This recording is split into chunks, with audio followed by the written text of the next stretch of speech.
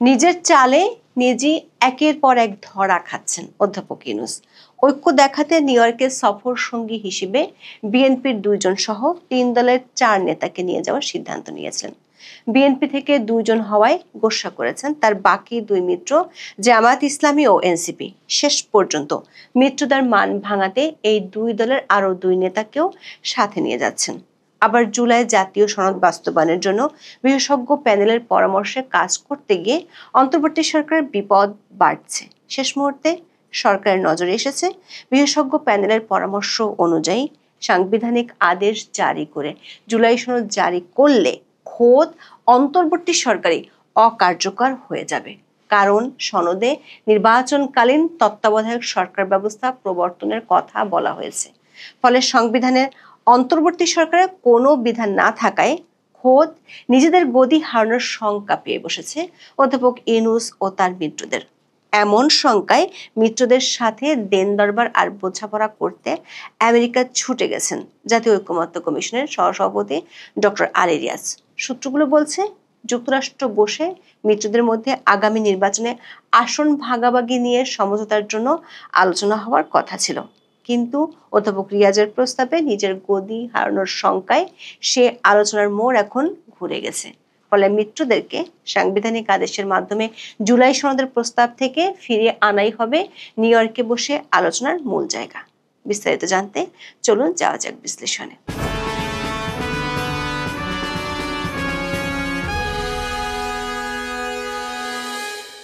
শান্তিতে নোবেল বিজয়ী অধ্যাপক ইউনূস বাংলাদেশে ক্ষমতার মসনদে বসার প্রথম 10 মাসে 11টি দেশ সফর করেছিলেন। নির্বাহী আদেশে নিজের এবং নিজের প্রতিষ্ঠানের কোটি কোটি টাকা কর মওকুফের পর রাষ্ট্রীয় টাকায় তার ও তার মিত্রদের এমন প্লেজার ট্রিপ ব্যাপক সমালোচনার জন্ম দিয়েছিল। সবশেষ লন্ডন সফরে গিয়ে বহু চেষ্টা করেও ব্রিটিশ প্রধানমন্ত্রীর দেখা না পাওয়াটাকে বিশ্লেষকরা বাংলাদেশের অন্তর্বর্তী সরকারের কূটনৈতিক বড় ব্যর্থতা বলে মনে করেন। আবার লন্ডনে তারেক রহমানের সাথে বৈঠকের কারণে 2 মিত্র জামায়াত ইসলামী এবং এনসিপি গোস্বা করে বসে। তখন তিনি পড়েছিলেন শ্যাম রাখি না কুল রাখি অবস্থায়। সব দিকে ব্যর্থ হয়ে শেষ পর্যন্ত ফেব্রুয়ারিতে নির্বাচন হবে বলে মৃদু ঘোষণা দিয়ে দেন। সেই ঘোষণায় সংকট আরো বেড়েছে। 2 মিত্র এনসিপি ও জামাত অধ্যাপক ইউনূসের জন্য বিপদ বাড়াচ্ছে। অবশ্য অনেকে মনে করেন জামাত ও এনসিপির এই অবস্থান চাইনিজের সেট মেনুর মতোই আগে থেকে ঠিক করা নাটক। তারেক রহমানের সাথে লন্ডন বৈঠকের আলোচনা অনুযায়ী 15ই আগস্টের মধ্যে শেষ হওয়ার কথা ছিল জুলাই সনদ আর জাতীয় ঐকমত্য কমিশনের নাটক। না পেরে প্রথমে 1 মাস মেয়াদ বাড়ানো হয়, তাতেও কাজ হয়নি, বাড়িয়েছে আরো 1 মাস। 15ই অক্টোবর শেষ হবে সেই মেয়াদ। মিত্রদের মন রাখতে কয়েক দফা নানাভাবে ঘষা মাজা করে অধ্যাপক রিয়াজের কমিশন 11ই সেপ্টেম্বর সনদের খসড়া চূড়ান্ত করেছে। এতে থাকা সংস্কারের 84টি সিদ্ধান্তের 11টিতে বিভিন্ন দলের আপত্তি রয়েছে। দর্শক, গত 13 মাসে একটি দৃশ্য বেশ পরিচিত হয়ে উঠেছে। সেটি হলো এনসিপি আর জামাত যা বলে তা যেমন অধ্যাপক ইউনূস শুনে, আবার অধ্যাপক ইউনূস যখন তাদের ডাকে তখনই তারা সাড়া দেয়। এমন বন্ধুত্বপূর্ণ সম্পর্কে অবাক করা বিষয় হলো মাত্র 11টি বিষয় আগামী নির্বাচিত সংসদে শুরু হবে এই সিদ্ধান্ত জামাত ও এনসিপি মানছে না।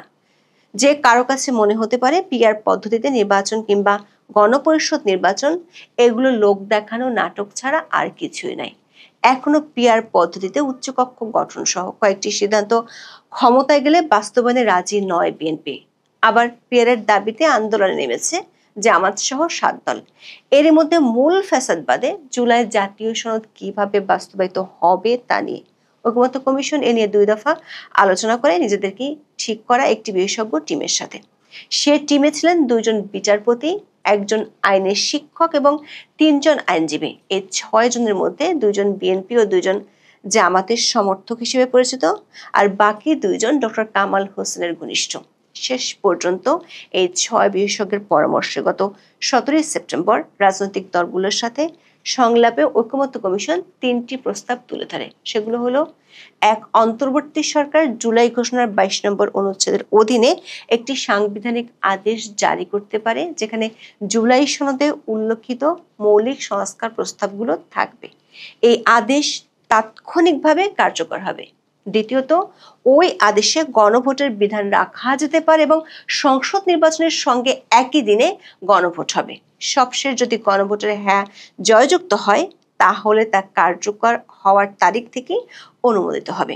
সরকার একাধিক সূত্রগুলো বলছে এই 3টি প্রস্তাব নিয়ে সমঝোতার জন্য অধ্যাপক ইউনূস 3 মিত্রদলের 4 সদস্যকে নিজের সাথে নিউ ইয়র্কে নিয়ে যাওয়ার সিদ্ধান্ত নেন। সেখানেও বাধে বিপত্তি। জাতিসংঘের সাধারণ পরিষদের 80তম অধিবেশনে অংশ নিতে অধ্যাপক ইউনূস 21শে সেপ্টেম্বর মধ্যরাতে বাংলাদেশ ছাড়বেন।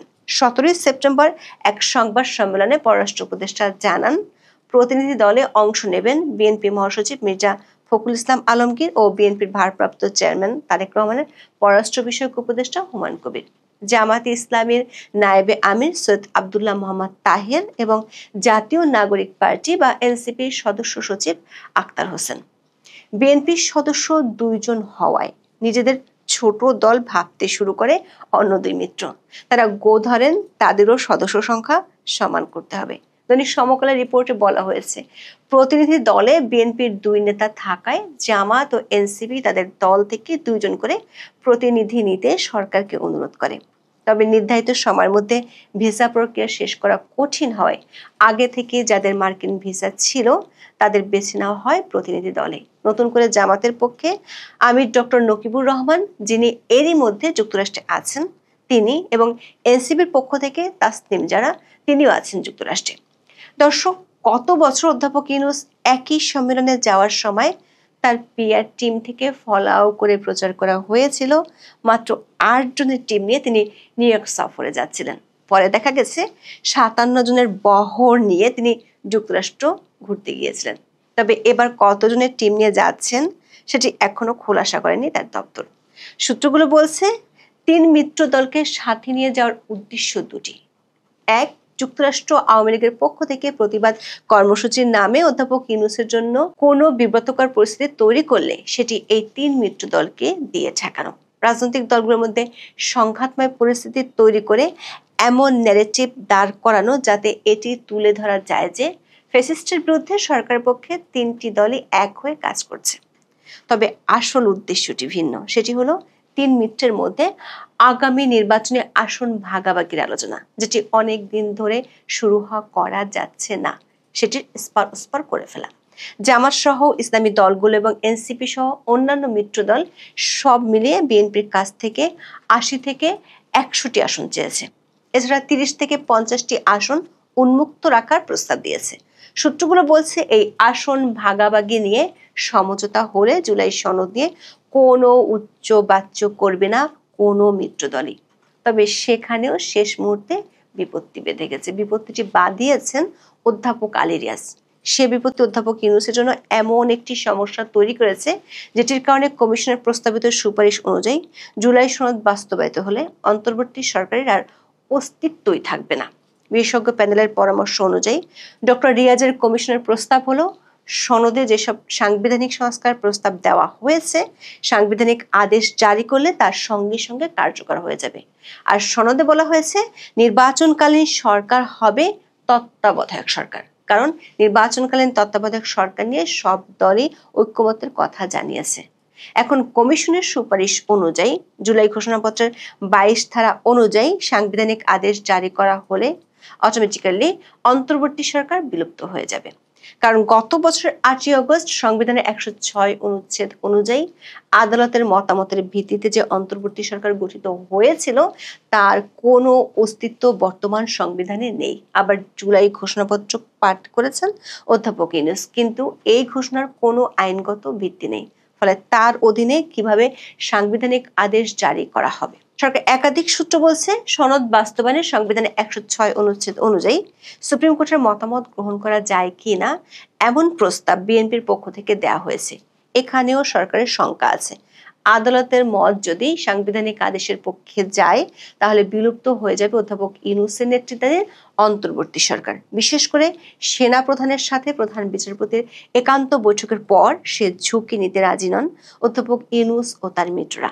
20 সেপ্টেম্বরের বৈঠকে অধ্যাপক রিয়াজ সরাসরি বলেছেন সরকার রাজনৈতিক বিষয়কে আদালতে নিয়ে যেতে চায় না। শেষ মুহূর্তে এমন শঙ্কার বিষয়ে ধরা পড়ায় ওই রাতেই আমেরিকা চলে গিয়েছেন অধ্যাপক আলী রিয়াজ। সূত্রগুলো বলছে 3 মিত্রের সাথে অধ্যাপক ইউনূস যে বৈঠক করবেন সেখানে অধ্যাপক রিয়াজও থাকবেন। আসন ভাগাভাগির সমঝোতার চেয়ে এখন সরকারের কাছে গুরুত্বপূর্ণ হলো সাংবিধানিক আদেশের প্রস্তাব থেকে সরে আসা এবং কোনোভাবেই যাতে সনদ নিয়ে আদালতে যেতে না হয়। শেষ পর্যন্ত রাষ্ট্রীয় টাকায় ডক্টর ইউনূসের মিত্রদের মধ্যে কতটুকু সমঝোতা হয় সেটার জন্য কয়েকটা দিন অপেক্ষা করতে হবে। এখন এ পর্যন্ত। সবাই ভালো থাকুন, সুস্থ থাকুন, নিরাপদে থাকুন। দেখা হবে আগামী পর্বে।